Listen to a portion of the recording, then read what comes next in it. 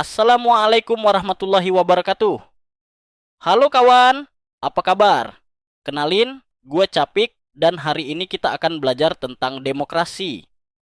Mungkin kalian pernah ikut pemilihan ketua kelas atau diskusi kelompok. Nah, itu semua bagian dari demokrasi juga loh. Yuk kawan, kita pelajari bersama mulai dari pengertian sampai contoh sehari-harinya. Jadi, apa itu demokrasi? Demokrasi berasal dari bahasa Yunani, demos dan kratos. Demos artinya rakyat dan kratos artinya pemerintahan. Dalam demokrasi, rakyat ikut berperan dalam pemerintahan dan semua kebijakan harus mengutamakan kepentingan dan kesejahteraan rakyat.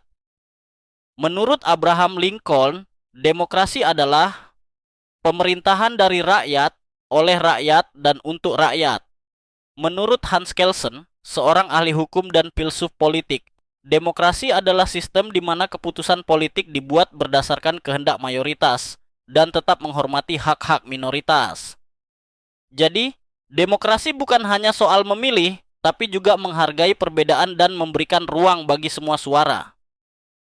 Sejarah demokrasi itu sendiri diawali pada abad kelima sebelum Masehi di Athena, Yunani. Saat itu, Cleisthenes sebagai pemimpin Athena membuat perubahan penting pada sistem pemerintahan Athena dan mulai memperkenalkan demokrasi. Demokrasi yang diterapkan adalah demokrasi langsung, di mana rakyat berkumpul di suatu tempat untuk berdiskusi dan memberikan pendapatnya secara langsung. Meskipun begitu, hanya laki-laki yang memiliki kedudukan sosial tinggi yang ikut serta. Sementara wanita, budak, dan penduduk asing tidak diikut sertakan. Seiring dengan perkembangan zaman, sistem demokrasi langsung tidak cocok digunakan, apalagi untuk negara yang memiliki wilayah yang luas dan penduduk yang banyak. Tentu sulit untuk mengumpulkan seluruh rakyat di satu tempat dan mengambil satu keputusan dari ratusan juta pendapat. Hal ini akan sangat memakan waktu dan membutuhkan biaya yang mahal.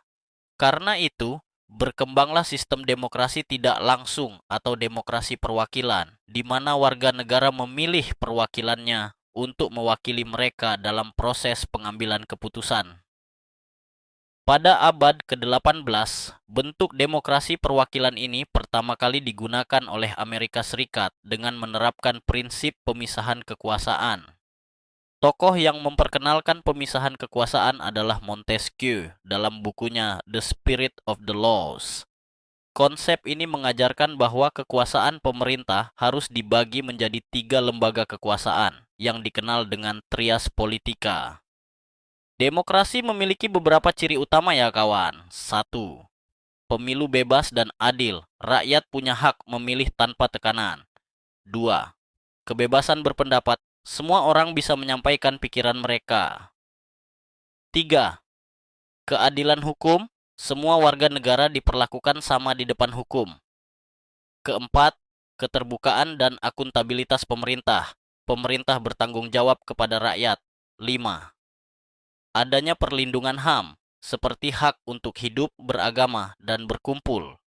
Agar demokrasi dapat berjalan dengan baik, ada beberapa syarat yang harus ada. Pertama, kesetaraan di mata hukum.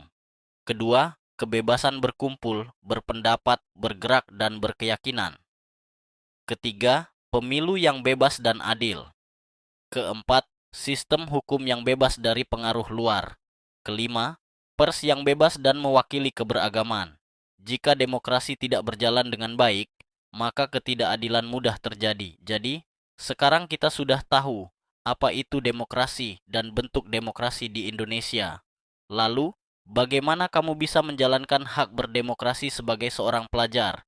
Jika kamu belum berusia 17 tahun atau belum pernah menikah, maka kamu belum memiliki hak pilih dalam pemilu. Namun, kamu tetap bisa menyuarakan keinginanmu lewat berbagai jalur. Pertama, bertanya dan angkat bicara jika ada hal yang tidak kamu mengerti atau tidak kamu setujui di rumah ataupun kelas. Tetapi pastikan kamu menyampaikan dengan cara yang sopan dan hormat ya kawan. Kedua, berpartisipasi dalam pemilihan badan dalam sekolah, misalnya ketua kelas atau pengurus OSIS. pilihlah kepengurusan yang janjinya lebih sesuai keinginanmu, atau kamu percaya kinerjanya baik.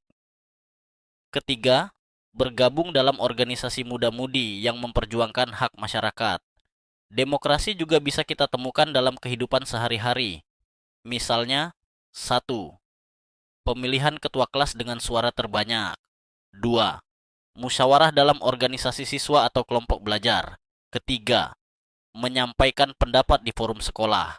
Keempat, menghormati perbedaan pendapat teman. Nah, jadi gini, keimpulannya, kawan, demokrasi itu bukan sekadar teori. Demokrasi itu praktik hidup kita sehari-hari, mulai dari sekolah, rumah, sampai negara. Jadi warga negara itu nggak cukup cuman hafal Pancasila. Harus ngerti cara hidup demokratis, saling menghargai, bisa musyawarah, dan nggak maksa kehendak. Oke bro, sampai sini dulu belajar kita hari ini. Gua Capik pamit undur diri. Jangan lupa subscribe ya kawan.